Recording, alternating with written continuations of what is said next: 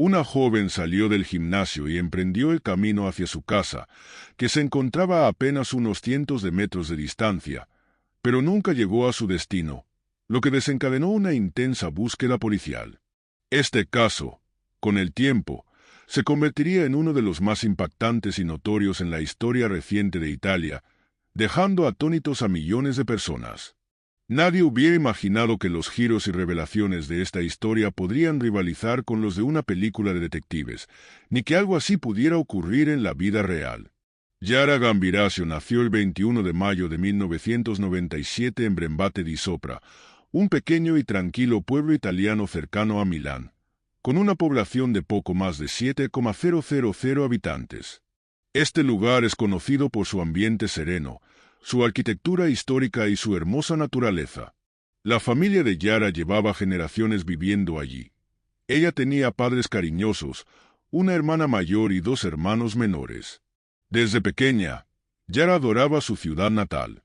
Estudiaba en la escuela local, tenía muchos amigos y era una apasionada de la gimnasia. A tan solo unos minutos de su casa se encontraba un gran centro deportivo al que Yara acudía casi semanalmente.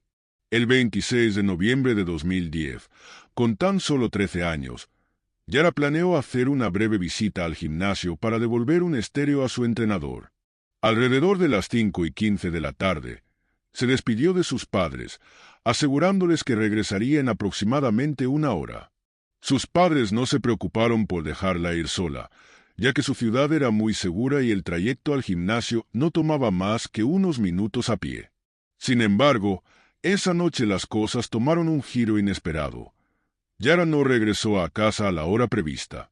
A las 7 de la tarde, su ausencia comenzó a inquietar a sus padres. A las 7:11 de la tarde, su madre intentó llamarla por teléfono, pero la llamada fue directamente al buzón de voz. Este hecho aumentó la preocupación de la familia, quienes de inmediato contactaron a la policía. El caso fue asignado a un departamento policial en una ciudad más grande cercana, marcando el inicio de una investigación que conmocionaría a toda una nación.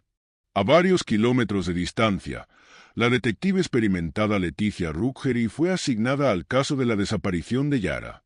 De inmediato, tomó acción enviando oficiales a la ciudad para iniciar la búsqueda y solicitó apoyo de la policía militar. Después de conversar con los padres de Yara, Letizia dirigió a los investigadores al gimnasio para reconstruir los últimos movimientos de la joven. El entrenador confirmó que Yara había llegado al gimnasio alrededor de las 5:30 de la tarde. Sus amigos también declararon haberla visto allí, conversando con el entrenador, realizando algunos ejercicios y luego saliendo rumbo a su casa. Además, la policía descubrió que a las 6:44 de la tarde Yara envió un mensaje de texto a un amigo, siendo este el último contacto conocido. Con esta información, los investigadores concluyeron que la desaparición de Yara ocurrió en algún punto entre el complejo deportivo y su hogar.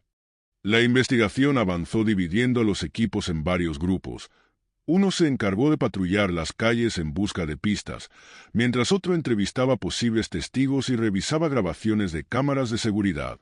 Algunas personas que estaban cerca del gimnasio aquella noche afirmaron haber visto a una niña que se parecía a Yara hablando con dos hombres junto a un coche rojo. Sin embargo, la policía no logró confirmar si realmente se trataba de ella.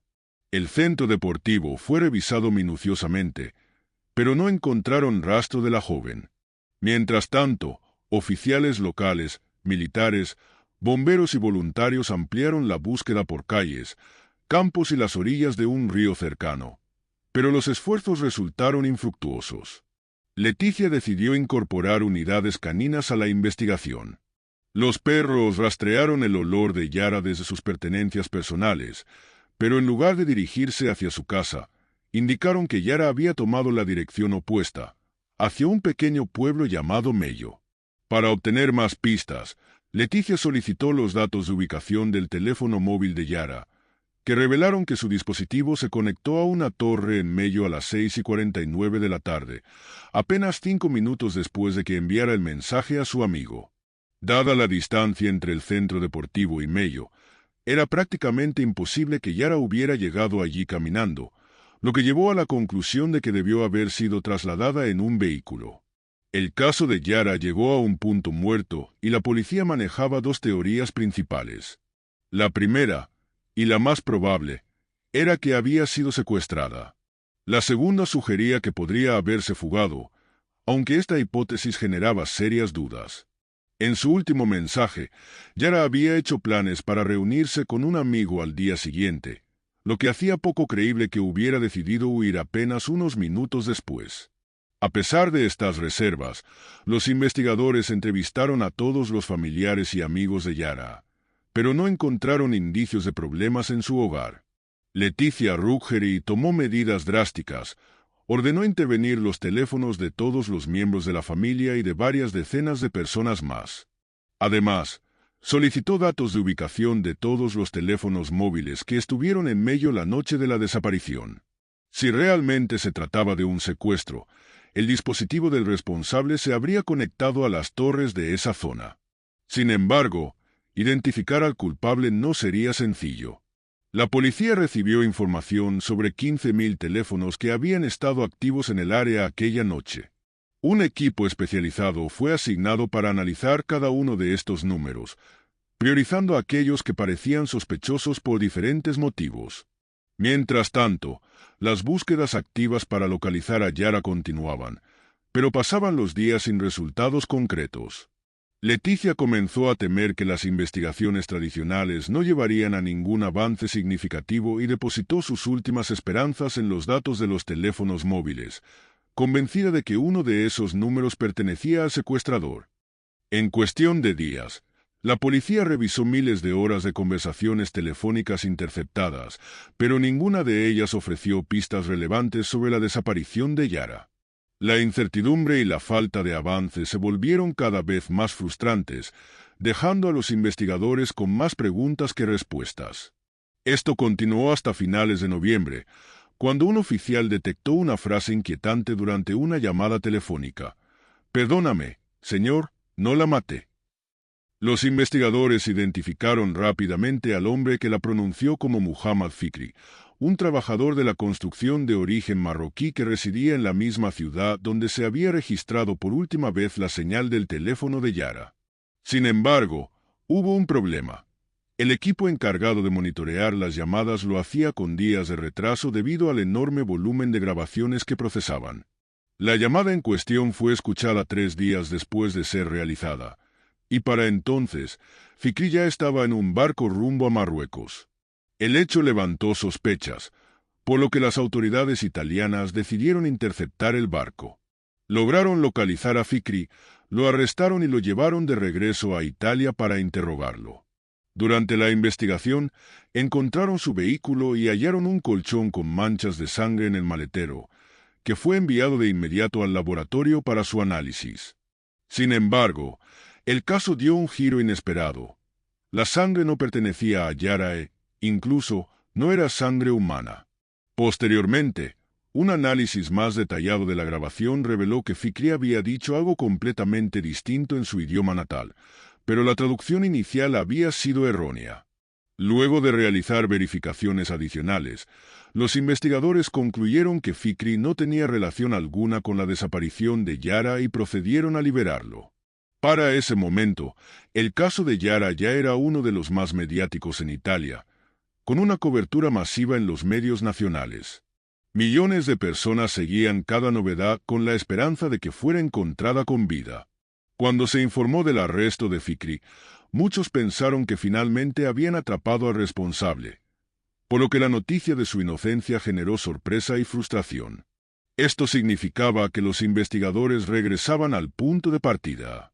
Sin nuevas pistas para avanzar, la policía continuó monitoreando llamadas telefónicas, buscando pruebas y explorando todas las posibilidades, pero los esfuerzos no daban resultados. Así pasaron 3 meses más, hasta que finalmente, el 26 de febrero de 2011, ocurrió un nuevo desarrollo. Ese día, un hombre de un pequeño pueblo, ubicado a unas 6 millas de la casa de Yara, salió a un campo cercano para volar su avión a control remoto. Durante el vuelo, el avión presentó fallas, obligándolo a aterrizarlo en una zona cubierta de hierba alta y densa para evitar un choque brusco contra el suelo. Al ir a recogerlo, El hombre notó lo que parecía ser un montón de trapos. Inicialmente, no le prestó demasiada atención, pero al acercarse vio unas botas asomando debajo de la pila. Alarmado, decidió contactar a la policía. Al llegar, los oficiales encontraron un cuerpo humano oculto bajo los trapos. El avanzado estado de descomposición hacía prácticamente imposible identificar a la víctima a simple vista. Sin embargo, cuando Leticia Ruggeri, la detective a cargo del caso, llegó al lugar, supo de inmediato que se trataba de Yara. El cuerpo vestía la misma ropa que llevaba puesta cuando desapareció del complejo deportivo 3 meses atrás. Cerca de los restos se hallaron varios objetos personales, como su iPad, las llaves de su casa, una tarjeta SIM y la batería extraíble de su teléfono celular, aunque el dispositivo en sí no estaba en el lugar. Para examinar los restos, se recurrió a uno de los patólogos forenses más prestigiosos de Italia, quien determinó que la causa de la muerte fueron múltiples heridas de arma blanca. No se encontraron signos de agresión sexual, pero el hecho de que parte de su ropa hubiera sido retirada llevó a los investigadores a considerar que podría haber sido un intento de agresión. Además, los expertos identificaron fibras adheridas al cuerpo, comúnmente utilizadas en un tipo específico de tela, lo que sugería que el responsable podría trabajar en alguna fábrica relacionada con este material en la zona. Además, se identificaron 2 muestras de ADN desconocido, una en los guantes de la víctima y otra en la batería de su teléfono móvil. Sin embargo, estas pistas presentaban desafíos importantes. Las muestras eran diminutas, lo que complicaba la extracción de un perfil genético completo. Además, no hubo coincidencias en las bases de datos disponibles, lo que dejó a los investigadores nuevamente sin un camino claro. Sin embargo, 2 meses después, Leticia Ruggeri recibió una llamada inesperada. Los expertos del laboratorio le informaron que, tras un análisis exhaustivo de las pertenencias de Yara, habían encontrado material biológico en su ropa interior. Este hallazgo permitió obtener un perfil completo de ADN masculino, que se presumía era el del asesino. Con esta información crucial, Leticia reorganizó a su equipo en diferentes grupos, asignándoles tareas específicas. Algunos oficiales se encargaron de recolectar muestras de ADN de familiares, amigos y cualquier persona relacionada con Yara o que hubiera estado en el complejo deportivo. Otros se centraron en analizar los datos de ubicación de teléfonos celulares, generando una lista de números pertenecientes a individuos que se desplazaron desde la ciudad de Yara hasta medio la noche de la desaparición. Posteriormente, también se recopilaron sus muestras de ADN. Dada la magnitud de estas operaciones, los resultados tomaron semanas, e incluso con el apoyo de 3 laboratorios distribuidos por Italia, el proceso se estimaba que podría prolongarse durante años. A pesar de los esfuerzos, y tras recolectar miles de muestras de ADN en los meses siguientes, ninguna coincidió con el perfil del asesino, manteniendo el caso en un punto muerto. Mientras tanto, Leticia seguía buscando formas de obtener nuevas pistas, y pronto ideó una estrategia que no estaba muy lejos del lugar donde se encontró el cuerpo de Yara. Cerca del campo había una discoteca, un lugar conocido por atraer a personas con antecedentes penales y otros individuos sospechosos. Leticia partió de la hipótesis de que los asesinos suelen abandonar los cuerpos de sus víctimas en áreas que les resultan familiares. Por ello, decidió centrar su atención en este lugar y recolectar muestras de ADN de los visitantes. Asignó a varios oficiales para que vigilaran el club durante los fines de semana, específicamente los viernes y sábados, recogiendo muestras de ADN de todos los que ingresaban. Dado que los asistentes necesitaban tarjetas de membresía para entrar, los investigadores también pudieron acceder a información sobre aquellos que habían visitado el club en el pasado. Aunque Leticia sabía que las posibilidades de éxito eran limitadas, estaba decidida a agotar todas las opciones disponibles debido a la falta de otras pistas. Poco después, recibió una llamada del laboratorio. El ADN de uno de los visitantes del club coincidía parcialmente con el perfil del asesino. Este individuo, llamado Damiano, se convirtió en el nuevo foco de atención. Sin embargo, pronto se comprobó que no podía ser el culpable, ya que en el momento de la desaparición de Yara, Él estaba en otro continente. A pesar de esto, el hallazgo fue un avance crucial. Los expertos concluyeron que, dado que el ADN de Damiano solo coincidía parcialmente con el perfil del asesino, era probable que tuviera un vínculo familiar con el verdadero perpetrador. Leticia y su equipo comenzaron a investigar a fondo a la familia de Damiano para identificar al sospechoso más probable. En ese entonces, la genealogía genética apenas comenzaba a utilizarse en investigaciones criminales, lo que hizo que el proceso fuera innovador, aunque muy complejo. Finalmente, hicieron un descubrimiento impactante. La madre de Damiano había trabajado como ama de llaves para la familia de Yara durante una década, aunque dejó el empleo algunos años atrás. Este vínculo inesperado reforzó la teoría de que alguien cercano a la familia podría estar implicado en el crimen, llevando la investigación a una nueva dirección. La mujer quedó profundamente impactada, pero, pese a ello, la búsqueda del sospechoso se extendió por muchos meses. Leticia finalmente determinó que ninguno de los familiares directos de Damiano era el responsable de la muerte de Yara, lo que significaba que debían ampliar la investigación a cientos, o incluso miles, de parientes lejanos. A medida que el tiempo pasaba sin avances significativos, los medios comenzaron a criticar a Leticia y a su equipo, acusándolos de incompetencia y falta de esfuerzo en la resolución del caso. Incluso varios políticos se sumaron a las críticas, intentando presionar para que la detective fuera removida de la investigación, aunque no lograron su objetivo. Pese a la fuerte presión, Leticia siguió adelante, esforzándose al máximo para identificar al culpable. Junto a su equipo, se dedicó a analizar extensos árboles genealógicos y registros históricos que databan de 1716, revisando a miles de personas, solo para encontrarse con repetidos callejones sin salida. Finalmente, en septiembre de 2011, lograron un avance crucial. Uno de los árboles genealógicos los condujo hasta un hombre llamado Giuseppe, quien ya había fallecido. Sin embargo, su viuda había conservado algunos sellos postales con su saliva, y los expertos lograron extraer de ellos un perfil de ADN. Los análisis revelaron que Giuseppe era, con gran probabilidad, el padre o el abuelo del asesino, cuyo ADN se había encontrado en la ropa interior de la víctima. Giuseppe tenía 2 hijos, por lo que los investigadores obtuvieron muestras de ADN de ambos. Sin embargo, una nueva decepción los golpeó. Aunque los resultados mostraron una relación cercana, ninguno de los hijos era el responsable. Una vez más, el caso parecía enfrentarse a un obstáculo insuperable, dejando al equipo con más preguntas que respuestas. Este giro dejó a Leticia completamente desconcertada. Todo indicaba que el asesino debía estar estrechamente vinculado a la familia de Giuseppe, pero ninguno de los hombres de su línea directa mostraba una coincidencia genética completa. La única explicación plausible era que Giuseppe hubiese tenido un hijo fuera del matrimonio, del cual su familia desconocía la existencia. Los detectives concentraron sus esfuerzos en esta posibilidad, aunque desentrañar un secreto de tal magnitud resultó ser una tarea sumamente complicada. Entrevistaron a miles de personas que pudieron haber conocido o visto a Giuseppe a lo largo de su vida. Casi un año después, surgió una pista interesante.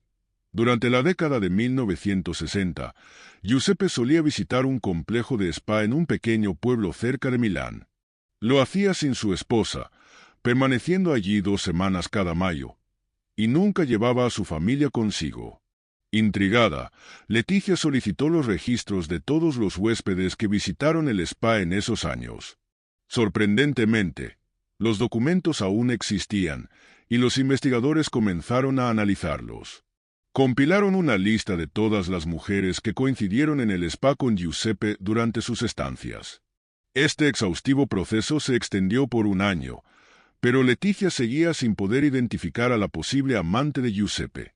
Mientras tanto, los medios se enteraron de la línea de investigación y la teoría sobre un hijo secreto de Giuseppe generó un gran revuelo. Periodistas de toda Italia, deseosos de aprovechar la creciente atención, comenzaron sus propias búsquedas, investigando posibles nacimientos de niños fruto de relaciones extramatrimoniales. El caso no solo seguía acaparando titulares, sino que también añadía una capa de complejidad y presión sobre el equipo de Leticia. Sorprendentemente, los investigadores comenzaron a encontrar varias historias similares en un pequeño pueblo, identificando incluso a 5 niños en circunstancias parecidas. Esta búsqueda continuó hasta 2014, cuando el caso, que había captado una atención masiva, dio un giro significativo. Mientras seguían buscando al posible hijo de Giuseppe con una amante, la policía recibió numerosas pistas, aunque todas resultaron ser callejones sin salida. Sin embargo, en el verano de ese año, llegó una pista que vinculaba a Giuseppe con una mujer llamada Esther. Tras revisar los registros, los investigadores se dieron cuenta de que ya habían recolectado una muestra de ADN de Esther 2 años antes. Aunque en ese momento los análisis indicaron que no tenía relación con el asesino, Leticia decidió realizar un nuevo examen. Los resultados fueron asombrosos. El análisis inicial había cometido un error, comparando por accidente el ADN de Yara con el de Esther. Cuando un nuevo experto analizó correctamente las muestras, descubrieron que Esther era, de hecho, la madre del asesino.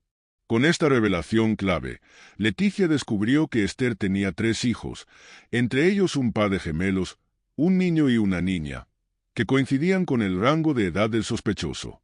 Aunque los gemelos habían sido registrados como hijos del esposo legal de Esther, los investigadores comenzaron a sospechar que Giuseppe era el verdadero padre biológico, ya que el perfil genético indicaba que el asesino debía ser un hombre. El foco de la investigación se dirigió hacia el hijo de Esther, un hombre de 42 años que trabajaba como obrero de la construcción y vivía con su esposa e hijos en Marello, el mismo lugar donde se había perdido la señal del celular de Yara.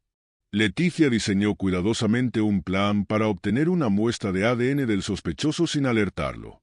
Al descubrir que utilizaba una carretera específica a diario, organizó un control de sobriedad en esa vía.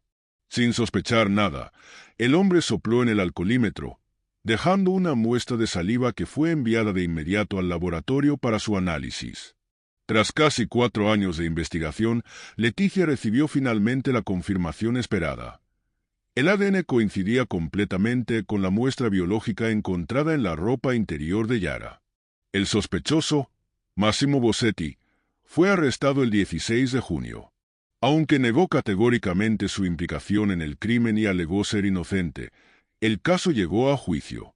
Durante la fase preparatoria, los investigadores descubrieron información inquietante que apuntaba indirectamente a Bossetti. Su historial de navegación incluía búsquedas inapropiadas relacionadas con menores. Además, la noche de la desaparición de Yara, su teléfono móvil fue rastreado en su localidad, pero se apagó a las 5:45 de la tarde y no volvió a encenderse hasta la mañana siguiente. Las cámaras de seguridad captaron el automóvil de Bossetti en las inmediaciones del centro deportivo la noche en que Yara desapareció, solo unos minutos antes de su desaparición. El vehículo carecía de matrícula visible, lo que complicó la identificación del conductor antes de su arresto. Una vez detenido, se confirmó que era su coche. Además, las fibras de los asientos del vehículo coincidían con las encontradas en el cuerpo de Yara. La fiscalía presentó a una testigo que vivía en la misma localidad que Yara. Esta mujer declaró que, al sacar la basura la noche del incidente, vio un coche pasando rápidamente frente a su casa.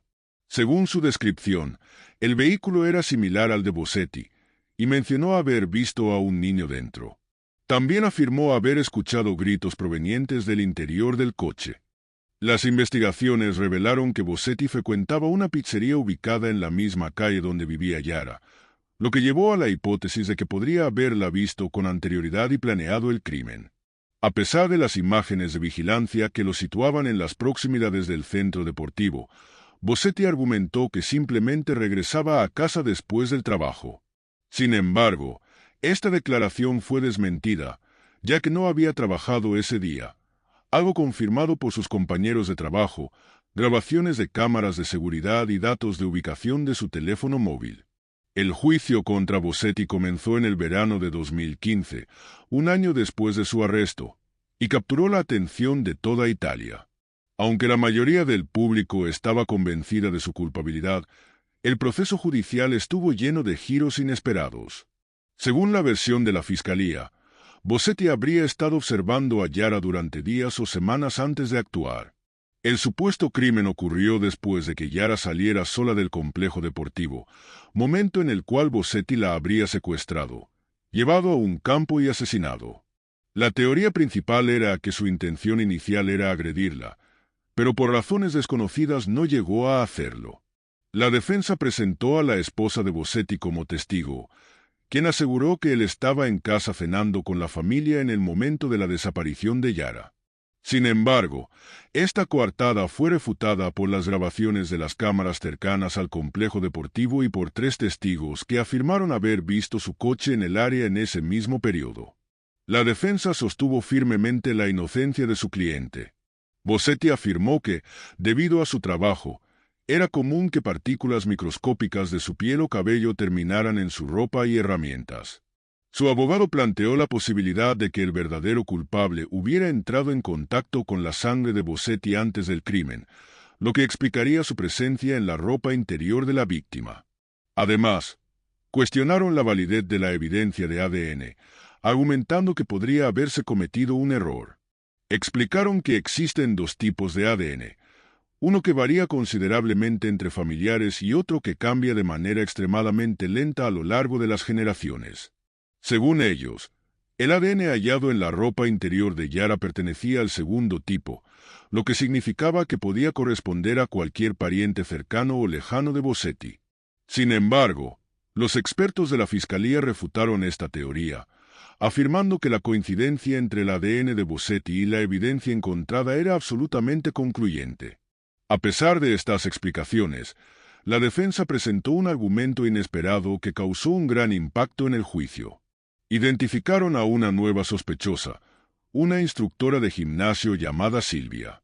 Según los registros, tras el hallazgo del cuerpo de Yara, los expertos encontraron rastros de sangre de Silvia en la manga de la chaqueta de la víctima.